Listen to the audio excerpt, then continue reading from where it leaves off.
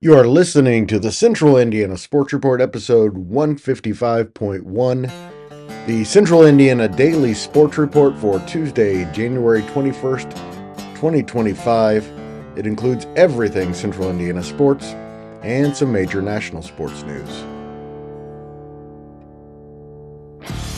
You're listening to the Central Indiana Sports Report with your host, Greg Mengels. Good morning, good afternoon, or good evening. Whenever you've chosen to listen to the Central Indiana Sports Report, we thank you for being with us. Today is January 22nd, 2025. It's a Wednesday, so it's another day for the Central Indiana Sports Report. I'm your host, Greg Mengelt, and I love Central Indiana sports. Coming to you today from Stage 22 in Elwood, producer Susie is in the control room at headquarters in Jeffersonville. Again, a little late today. We are working on some big things, so I'm a little bit behind. A reminder that it's our plan to have the Central Indiana Daily Sports Report out every morning by 5 o'clock. Some days it'll be 11 a.m. Some days it'll be a little later, but most days it'll be overnight, sometime before 5 a.m. On today's Central Indiana Daily Sports Report, we have Tuesday's action from local boys and girls basketball, a couple of big local college signings, Purdue against Ohio State, Ball State against Central Michigan, and a look ahead to what's going on Wednesday in Central Indiana. But before we get to all of that, please go like, subscribe, or follow us on your favorite podcasting host so you don't miss a single segment. A reminder that we're also on YouTube now. Please go subscribe there. And we start with boys basketball. Mrs. Cinewell improved to 6-6 with a 53-43 win over Wabash on Tuesday. Oak Hill won its fourth consecutive game, 72-33 over Southwood. Sophomore Jace Tonigal scored the Golden Eagles' first 10 points of the game, then finished with 16 points and a career-high 15 assists in the win. Junior R.J. Sugar led the Golden Eagles with 21 points. Number 4, Westfield beat up Yorktown 62-33. The Shamrocks led 20-5 at the end of the first quarter. Senior Durante Morton led all scorers with 15 points. Yorktown got 8 points apiece from junior Jabin Barnes and sophomore Mason Trammell. Jay County gave Jerry Baumhold his 601st career win Tuesday with a 56-49 win at Hagerstown. The Patriots have won 4 of their last 5 games, including a 61-14 win at South Adams last Tuesday that gave the former Elwood Panther his 600th career win.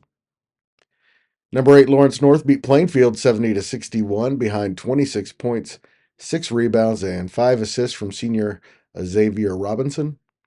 Pike beat Shortridge 62-34, but Washington led the Red Devils with 13 points, and they held Shortridge to 26% shooting. Shelbyville is 13-3 after beating Franklin 63-58 in overtime. And McCutcheon beat Danville 76-58. Frankton's home game against Taylor has been moved to Tuesday, February 8th. And in the latest AP polls, Fishers remains number 1 in Class 4A, South Bend St. Joseph in 3A. Wapahani has been number 1 at 2A all year, and Clay City is number 1 in Class A. Also in 4A, Greenfield Central is number 3, Westfield is 4, Anderson is 6, Pendleton Heights 14th, and Kokomo 15th. Hamilton Heights entered the 3A poll at number 14. Taylor's number 8 and Tipton number 14 on the 2A poll. And Liberty Christian is number 8 in the Class A poll, with Carroll number 5, Clinton Prairie 12, and Monroe Central 14. In girls basketball, Oak Hill's winning streak is 15 after beating Marion 42-41. The Giants had a shot at the buzzer that rolled around the rim and out. Liz Godfrey and Brianna Daly led the 2A number 15 Golden Eagles with 10 points apiece, and sophomore Morgan Cates had 9 points and 13 rebounds. Freshman Naomi Hahn had 19 points for the 9-12 Giants. 2A number 12 Sheridan's winning streak is also 15 games after beating Guerin Catholic 57-53 in a good one in Noblesville. The Blackhawks led most of the way, but it was close throughout the entire game. Sheridan had 5 players with at least 8 points, led by senior Cecilia Timmy, 17. Senior Kinsey Garner, all she did was put up 10 points, 14 rebounds, 9 assists, 7 block shots, and a couple of steals. Anderson Prep won for the 11th time this season, 37-32 over Blackford. Blackford is now 2-19. 15-5, Greenfield Central won its 4th in a row in 7 of its last 8, 61-18 over Muncie Central. Cheney Brown led 4 Cougars in double figures with 18 points, and Madison Sansoni had 17 in the win. Heritage Christian had no problem with Anderson, 64-40. Senior Kennedy Brown had 16 points to lead the Indians. Liberty Christian improved to 3-5 by beating Indiana Deaf 57-44. Serenity Conyers had 25 points to lead the Lions. Heaven Watson added 18, and Kimora Hawkins had 13 points and 9 rebounds in the win.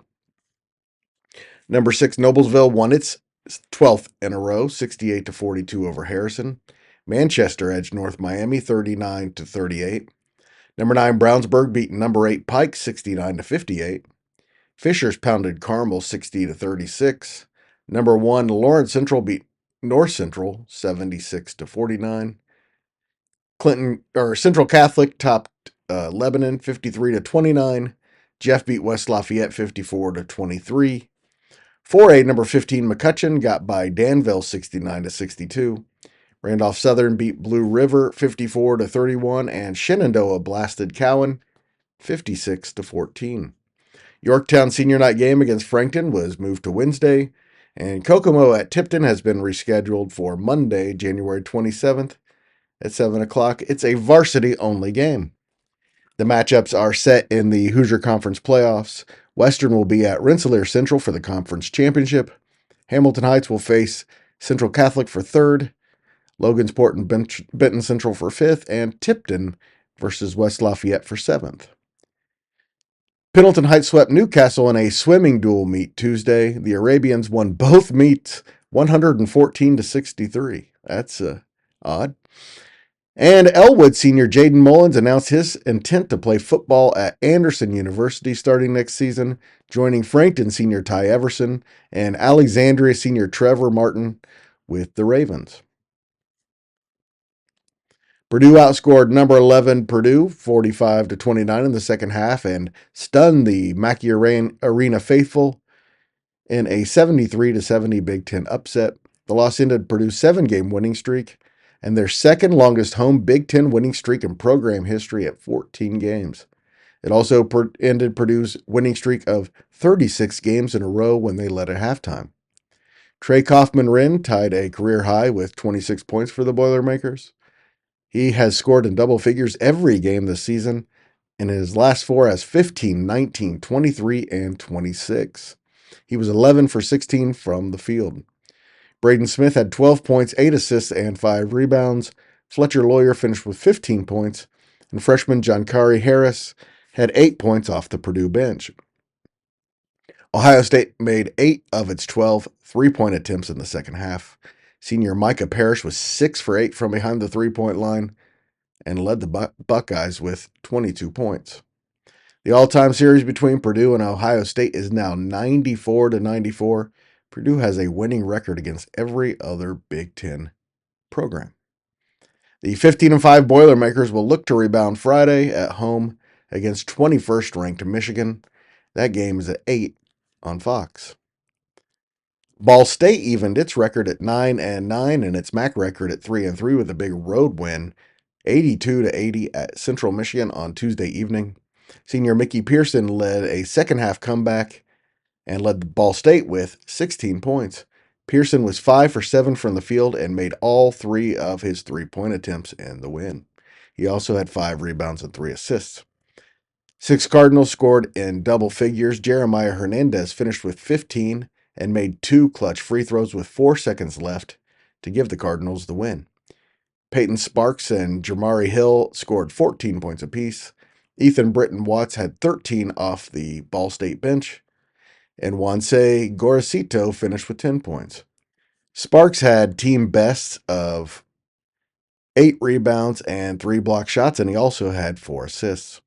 The Cardinals trailed 41-33 at the half, but outscored the Chippewas 33-18 over the final 15 minutes of the second half to take control before Central Michigan stormed back in the final minutes and forced Ball State to make some clutch plays down the stretch.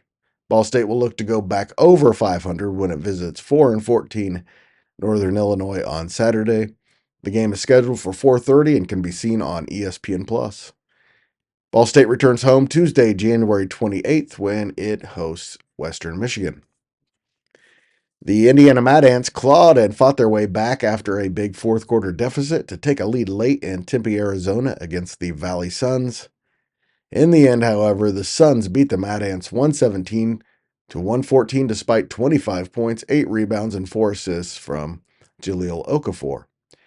Cameron McGriff had a double-double of 18 points and 12 rebounds off the Mad Ants bench, and former Purdue Boilermaker Dakota Mathias had 20 points, 6 rebounds, and 6 assists in defeat. The Mad Ants are now 7-5 and 6th in the East and go to Birmingham on Saturday to face the New Orleans Pelicans affiliate. Birmingham has the worst record in the East at 2-7. Indiana's next home game is Tuesday against the Motor City Cruise at Gainbridge Fieldhouse at 6. Coming up on Wednesday, IU is 14-5. Heading into Wednesday's 7 o'clock game at Northwestern, the Wildcats are 11-7. The game will air on Big Ten Network, and according to the Indianapolis Star, Indiana is expecting Malik Renew to return after missing 5 games. Also, Anderson's men host Franklin, and the Raven women go to Franklin on Wednesday. We'll have reports on Wednesday's Central Indiana Daily Sports Report. And now you know everything that we know about Central Indiana sports. Thanks for listening. If you enjoy the Central Indiana Sports Report, please do us a huge favor and tell a friend. Word of mouth is the best thing that we have going for us.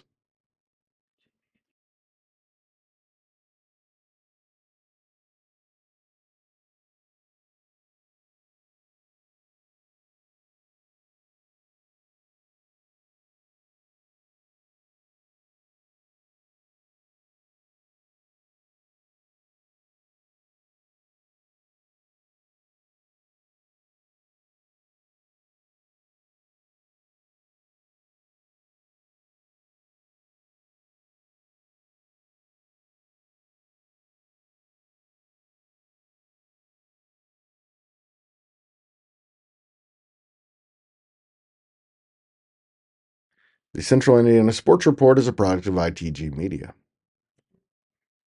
And I love Susie.